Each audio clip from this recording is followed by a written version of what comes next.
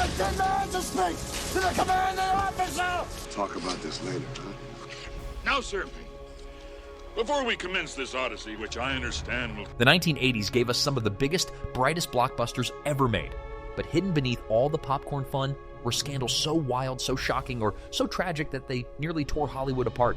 Some came from accidents on set, others from protests around the world, and a few were so explosive that even the studios didn't know how to handle them. Today, we're counting down 7 scandals behind your favorite 80s movies. The kind of stories that didn't just make headlines, they changed Hollywood forever.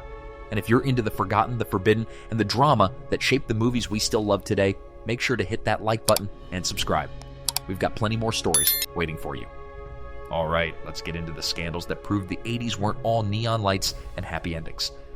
Number 7, Twilight Zone, the movie, 1983. When Hollywood decided to bring the Twilight Zone to theaters in the early 80s, the idea sounded like a dream project. 4 directors, 4 stories, all paying tribute to the classic TV show. But one of those stories ended in real-life horror, turning the film into one of the darkest scandals the industry has ever faced. The accident happened on a night shoot for John Landis's Vietnam War sequence. The setup was intense, explosions lighting up the sky, a helicopter flying low, and actor Vic Morrow carrying 2 children through the chaos. But one blast detonated too close to the aircraft, striking its rotor. Within seconds, the helicopter spun out of control and crashed onto the actors. Morrow, along with 6-year-old Renee Shin Yi Chen and 7-year-old Micah Dinley, were killed instantly. Camera crew crashed right in the middle of the action, killing actor Vic Morrow and 2 young children in the scene. Hollywood had seen on-set accidents before, but nothing on this scale. The tragedy launched a trial that gripped the entire industry. Landis and several crew members were charged with involuntary manslaughter, making him the first director in history to face criminal court over deaths on set. The case dragged on for months. Witnesses recounted chaotic safety conditions, grieving families took the stand, and the jury wrestled with responsibility. In the end, Landis was acquitted, but the verdict didn't clear his name. His career never recovered, and even Steven Spielberg, who had co-produced the film and been one of his closest allies, quietly walked away. The scandal forced Hollywood to take a hard look at itself. By the late 80s, sweeping new safety measures were introduced. Stunts and pyrotechnics faced stricter rules. Child actors were given stronger protections, and crews were finally empowered to halt dangerous shoots before tragedy struck. For audiences, though, the damage was permanent. Twilight Zone was supposed to be remembered for eerie twists and moral lessons. Instead, it became Hollywood's ultimate cautionary tale. Proof that behind the magic of the movies, one mistake can turn fantasy into nightmare. Number 6, The Last Temptation of Christ, 1988. Martin Scorsese is one of the greatest directors of all time, but even he couldn't have prepared for the firestorm that followed The Last Temptation of Christ. Based on Nikos Kazantzakis' novel, the movie took a daring approach, portraying Jesus as a man who wrestled with doubt, fear, and even desire. The most controversial moment was a dream sequence where Jesus imagines living an ordinary life, married to Mary Magdalene. Religious groups exploded with outrage, calling it blasphemous. Before the movie even came out, theaters were pressured to cancel screenings. When it did premiere, protests erupted across the U.S., with some chains refusing to show it at all. In Los Angeles, thousands gathered outside Universal Studios to denounce the film. But things went even further overseas. In Paris, extremists firebombed a theater showing the movie, injuring more than a dozen people. The attack shocked France and turned the film into a lightning rod for debates about censorship, religion, and free expression. Scorsese defended the movie, saying it was about faith and temptation, not disrespect. But for years, it was nearly impossible to see in certain countries, and even today, it divides opinion. What was meant as a personal, spiritual story ended up as one of the most explosive scandals of the decade, proving that art can be powerful enough to inspire both devotion and violence. Number 5, The Cannonball Run, 1981. The Cannonball Run seemed like a fun, lighthearted movie with fast cars, funny moments, and a star-studded cast, including Burt Reynolds. But behind the laughs, there was a hidden scandal that caused trouble for the film and its cast. The movie was inspired by a real underground race where drivers ignored all rules to get from one side of the country to the other as quickly as possible. One of the wild ideas pulled from the actual race was using an ambulance to speed past cops. This stunt, which made its way into the film, seemed too outrageous to leave out. But not everyone was happy with the film's portrayal. A real-life doctor who had been part of the ambulance stunt sued the studio, claiming the movie misrepresented her and humiliated her in front of the public. What was meant to be a fun racing comedy quickly turned into a legal issue. Then there was Jackie Chan. The Cannonball Run marked his first major Hollywood role. Unfortunately, his character was a stereotype, loaded with gadgets and given very few lines. Chan later admitted he was embarrassed by the part and only returned for the sequel after being promised more respect. Despite these issues, the movie still made over $70 million at the box office. However, the controversy and the handling of Chan's role left a lasting mark. What should have been remembered as a fun race movie is also tied to scandal, making it a reminder of how even the lightest films can get tangled in drama. Number 4. Indiana Jones and the Temple of Doom, 1984. Indiana Jones was the hero of the 1980s. Raiders of the Lost Ark had made him a household name, and the sequel was supposed to raise the bar. Instead, Temple of Doom gave audiences something they didn't expect, a scandal that sparked outrage both at home and abroad. The trouble started even before the cameras rolled. Spielberg and Lucas wanted to film in India, but when officials read the script, they refused. They said the story painted Indians as barbaric, bloodthirsty, and superstitious. Scenes of human sacrifice, child slavery, and a grotesque dinner of monkey brains and bugs were seen as cultural caricatures. As a result, the movie had to relocate to Sri Lanka and studio sets, with India banning its release at the time. To this day, critics still call it one of the most insensitive portrayals of the country ever put on screen. But that wasn't the only controversy. In the US, parents expecting a fun family adventure were blindsided by how dark it was. The heart-ripping sacrifice scene had kids screaming in theaters. The mines filled with enslaved children disturbed families who thought Indiana Jones was supposed to be safe. The backlash was so strong that parents wrote angry letters to theaters and studios asking how this could possibly be rated PG. The scandal forced Hollywood to admit the rating system was broken. A PG movie could range from light comedies to films filled with horror imagery. The answer came quickly. A new category, PG-13, created just weeks after Temple of Doom's release. Spielberg himself supported the change, admitting the movie may have gone too far. In the end, Temple of Doom not only left behind a trail of cultural debate, it literally rewrote the rules of Hollywood. The PG-13 rating became the standard for blockbuster filmmaking, all thanks to a movie that dared to go darker than anyone expected. Number 3. Poltergeist, 1982.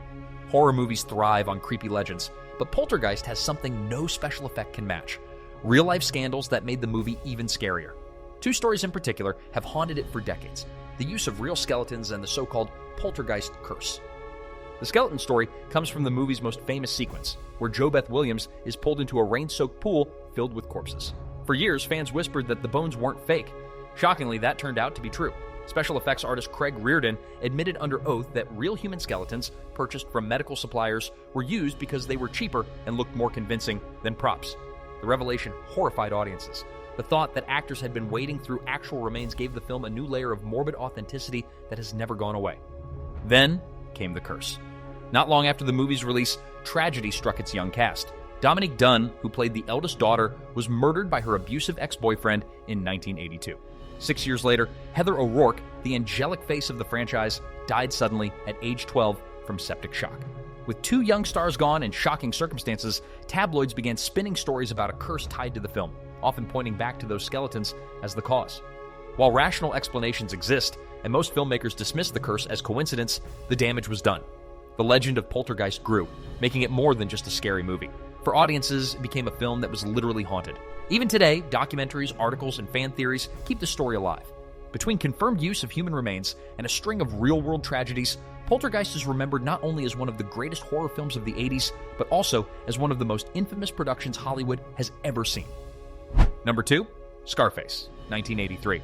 "Say hello to my little friend" became one of the most quoted lines of the decade, but when Scarface hit theaters, people weren't laughing. They were outraged. Say hello to my little friend! The first scandal came from the MPAA itself. When Brian De Palma submitted the movie for rating, it was branded with an X for excessive violence and language.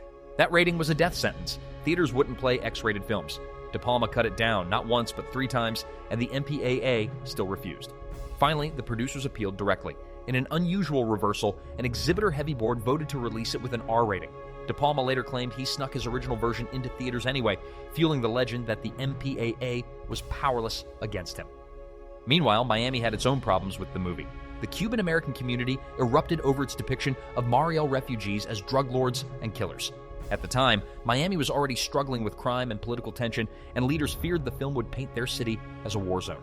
Officials threatened to block permits, and angry protests forced the production to move much of the filming to Los Angeles. Only a handful of scenes were actually shot in Miami. When the film was released, critics called it vulgar, tasteless, and obscene. Some praised its operatic intensity, but most dismissed it as empty violence. Audiences were divided, and the box office was only moderate. But time changed everything. By the late 80s and 90s, Scarface became a cult favorite, especially in hip-hop culture, where Tony Montana's rise and fall symbolized ambition, excess, and the cost of chasing the American dream. What started as a scandal too violent for the ratings board and too offensive for an entire city, ended up becoming one of the most influential movies of the 1980s. Today, its legacy is untouchable, but its release was anything but smooth. Finally, at number 1, Soul Man, 1986. By the mid-80s, audiences had seen comedies about college life, mistaken identities, and fish-out-of-water stories, but nothing prepared them for Soul Man, and the scandal it unleashed. The movie followed Mark Watson, a privileged white student who darkens his skin with tanning pills to pose as black so he can get a scholarship to Harvard Law. On paper, the filmmakers pitched it as satire, a way to highlight racial prejudice by putting a white man in someone else's shoes. In practice, it relied on one of the most offensive tropes in American history: blackface. From the moment it was announced, civil rights groups sounded alarms. The NAACP condemned it, and black student organizations across the U.S. called it degrading. When it opened in Los Angeles, over 200 protesters picketed theaters, holding signs and chanting against what they saw as Hollywood mocking real struggles for education and equality. The movie's defenders, including some cast members, argued it was meant to attack racism, not reinforce it. But audiences weren't buying it. Critics shredded the film, calling it tone-deaf and juvenile. Instead of exposing racism, they said it treated it as a gag. The idea that a white man could experience discrimination by simply changing his skin color for a few weeks ignored centuries of history, culture, and systemic oppression. What's remarkable is that the controversy didn't fade. Soul Man became a permanent case study in film classes, journalism, and cultural criticism. Decades later, retrospectives still cite it as an example of Hollywood's blind spots in handling race.